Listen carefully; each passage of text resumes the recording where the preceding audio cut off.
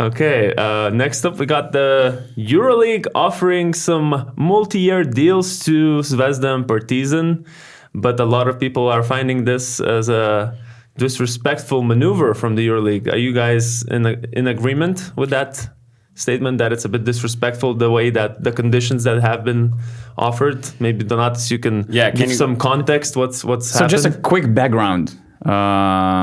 Serbian teams and actually more teams were offered to extend those EuroLeague contracts without ownership stakes, which means you're not getting any money distribution from these TV right deals, the market pool.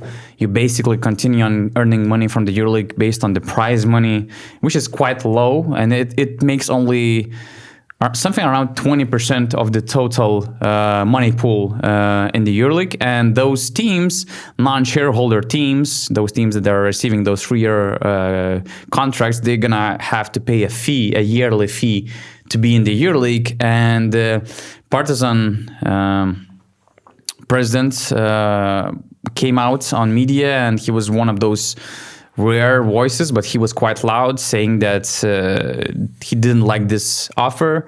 A lot of fan bases of Zvezda and Partizan, they also came out on social media or wherever they could express their voice, and they said that it's disrespectful. For instance, Partizan emphasized that, hey, we're one of the most watched EuroLeague teams. I think that, I'm not really sure, but before the season, they shared something like that they were top 2 or top 3 most watched team in the EuroLeague on the EuroLeague TV.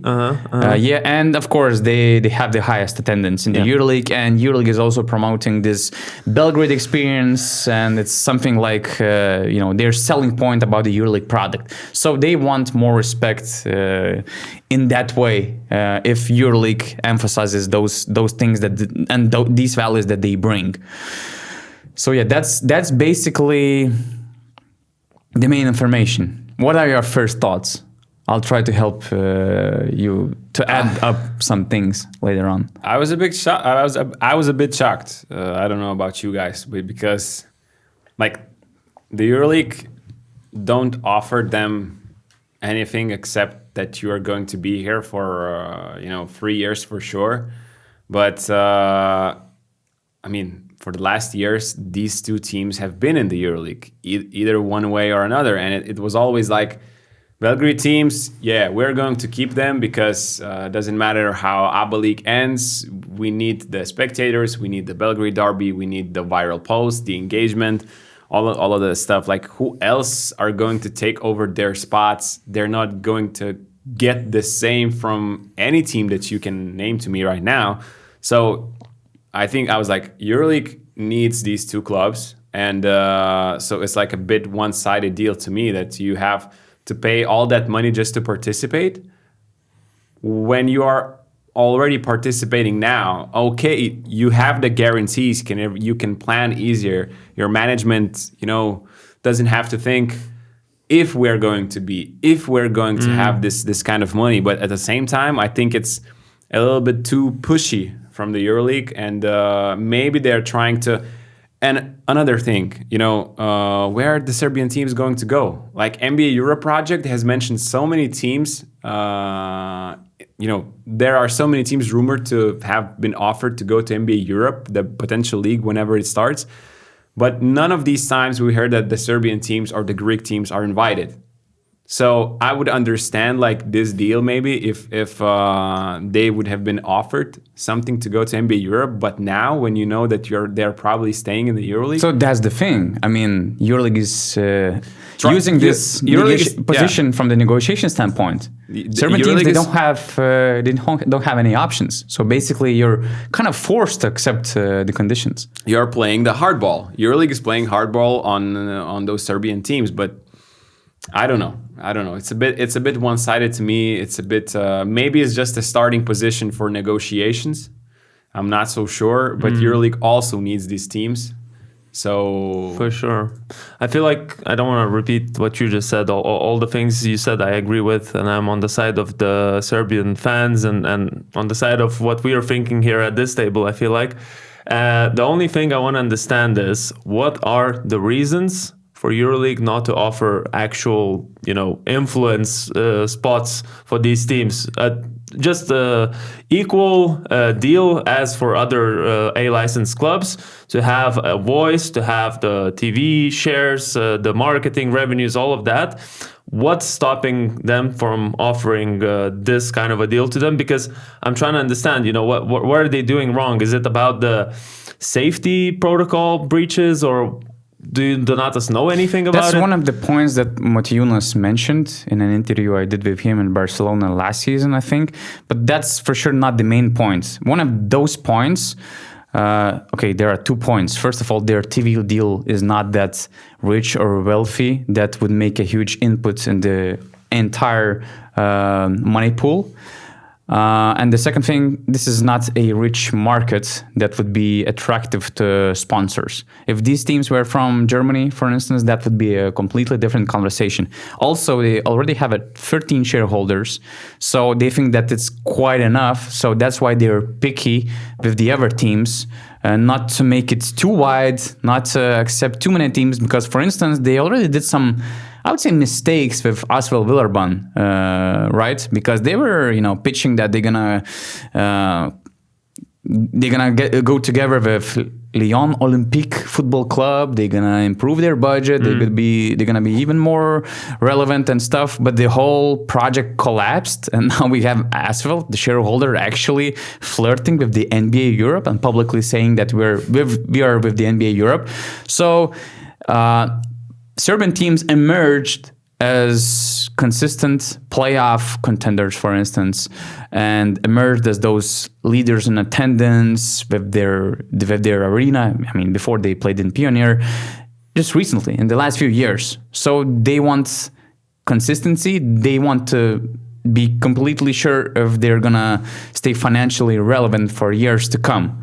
Mm-hmm. So this is kind of another point and explanation. It's more not about the Serbian. Okay, it's a little bit about Serbian market and Serbian teams in general, but it's also about the 13 shareholders that already make the EuroLeague. And that's the thing, actually. It's not like this is the EuroLeague that Paulius Motiejunas and his fellows decided that we are making those conditions. We're talking about 13 shareholders of the EuroLeague. So from those shareholders' perspective, probably they're like, I don't want to share my money, because if we accept those teams and let them get money from the money pool, we're getting less money.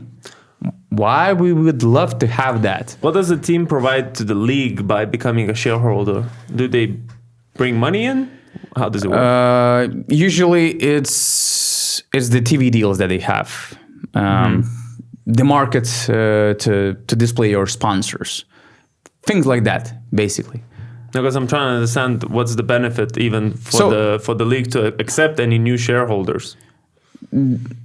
That would be a huge benefit if, let's say, London team is coming, right, with their sponsorship potential. Okay, it's about sponsorship potential. So it's interesting, right? It's about increasing the money pool, basically. Yeah, I gotcha. So, and now you're accepting those teams that do not actually increase the whole money pool significantly, and you have to share with 2 more teams. And this whole article was focused on the Serbian teams, but the same rules apply to anybody, to Alba Berlin, Paris Basketball, Dubai, Valencia, Hapoel Tel Aviv. So it's not about that, we don't want, or we want to force you to go to the EuroLeague under these circumstances. It's for everyone, the same rules. And from what I heard, they ask for 3-year license. They ask something around 5 million euros. So yeah, but that's just the starting point of the negotiations. I think that is gonna be, the bidding process. It should be a bidding process, negotiation. So there's a high chance that those fees will be lower. But the thing is that, EuroLeague shareholders do not want to distribute the money with the others who are coming for the 3-year licenses. I know that NBA Europe is not interested in these weaker markets in terms of sponsorships like Serbia, for example. But if I was both the NBA Europe and if I was Serbian clubs, I would just try to make a deal and have a counter offer to show to the EuroLeague and say, look, we two teams from Serbia, the ones that you are marketing your league through, that the ones that, like we said, the viral posts, all that, we're gonna put those two most passionate fan bases in the Belgrade derby into this NBA Europe. For NBA Europe, you just get a lot of eyes on your product. For those two Serbian clubs, I mean, you get more money probably than in the EuroLeague, and you get a guaranteed spot. Let's say I would do that if it was up to me, because clearly the EuroLeague little circle of 13 teams have their own politics, and it's not like they're welcoming these two Serbian clubs with open hands. That's clear. Yeah. By the way, today, Virtus majority owner mentioned that Dubai is going to be in the next season of the EuroLeague. What info do you have on that, Donatas? And does the same process we just talked about for Serbian teams belong to them? Like, are they going to pay that money to have the long-term license, or? So that's the thing, it's highly believed that Dubai will join the EuroLeague next season. If you remember, we did this tier list of teams that could be the best additions in EuroLeague's expansion, and I mentioned that Dubai and Valencia are the front runners. It remains the same, but the thing is that those teams, they will have to go through the same process. But this is I would say, complex thing, because from what I heard, disappointment from those non-shareholders is coming also from the fact, not just about the conditions, but also, at least from what I heard, that these teams felt like they were told different things in the past. In the past, yeah. At first, maybe there was idea that those teams thought that they will get money pool distribution. They thought that they will have to pay the fee, but since you're getting some money from the money pool, I mean, you cover that fee, and they were feeling kind of okay. I've heard that some teams think that the other potential bidders might make their bid under different conditions. So it is like it's like some House turbulence. Of Cards. Yeah. It's like House of Cards, just everybody playing to get the more power, better deal, pay less money, just to get a better deal out of this whole situation. And I think that's what we are going to see. I don't see how Serbian teams can accept that offer that they were offered right now. I can see them trying to figure out the best deal in like the next couple of months, and it's probably going to be a bit different from what we're hearing right now. In general, I don't think that this is incredibly bad offer to Serbian or any other team, because with this 3-year license, you're sure that you're going to play in the EuroLeague for 3 years. You can make whole different contracts with your sponsors. First of all, you can make a multi-year sponsorship deal, and you can confidently say that we're going to be in the EuroLeague. You're going to get the top spots, you're going to be seen worldwide. That's the first thing. You can do the season ticketing strategies, years to come. You're getting so much money from ticketing. So those teams, they get benefits. Because, at first, the biggest hope of those Serbian teams and all the other clubs, Virtus, Alba, Valencia, whatever, it was just to be in the EuroLeague for years, not for a 1-year wild card. So now they're getting this opportunity to get that secured future, at least for 3 years. It's not nothing, it's not just like, it's not a given thing. But naturally, I mean, Serbs have a great point. If you are marketing yourself through us, I mean, you cannot put us behind the sidelines of it. So it's a tough situation. I think it's not easy to negotiate a deal that will please everybody, those who are in the EuroLeague, I mean the shareholders, and the others who have their arguments. I'll formulate and conclude like the fans will in the comments of this video: EuroLeague Mafia. And that's that. Amen.